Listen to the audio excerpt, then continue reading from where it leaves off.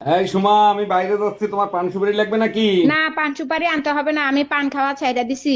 এইটা হজম হইলো না, সারাদিন যে ছাগলের মতো পান চাবায়, সে পান খাওয়া ছেড়ে দেয় কেমনি? পাশের বাড়ি সুমন ভাই বলছে আমার মুখ দিয়ে নাকি পানের গন্ধ আসে, তাই।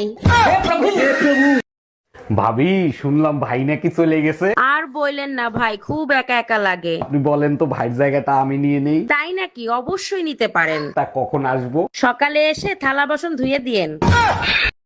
আরে ভাবি, এত খুশি খুশি লাগতেছে, কাহিনী কি? 20 বছর পর একটা বাচ্চা হইছে, তাই এত খুশি। সত্যি এটা খুশির খবর ছিল। তা কিভাবে এই অসাধ্য সাধন হলো? 18 বছর তো বিয়ের বয়স হইতেই লাগছে, তারপরে তো বাচ্চা হইছে। ও আচ্ছা। রেসলিং গেমটা কোন শালা বের করছে, পাইলে ঝাঁটা দিয়ে পিটাইতাম। এত সুন্দর জনপ্রিয় একটা খেলা তোমার পছন্দ হইলো না? আরে শালারা হুদাহুদি খালি খালি মারামারি করে। আরে গাধা, ওরা বেল্টের জন্য লড়াই করে। শালারা তো প্যান্টই পরে না, বেল দিয়ে কি করবে? আচ্ছা ভাবি, যদি কিছু মনে না করেন, একটা কথা জিজ্ঞেস করি। কি যে বলেন না ভাই, মনে করার কি আছে, বলেন না কি জানতে চান। মদ আর ভালোবাসা দুটোই নেশা, যদি অতিরিক্ত হয় তখন কি হবে? মদ বেশি খেলে ছেলেরা বমি করবে, আর ভালোবাসা বেশি হলে মেয়েরা বমি করবে।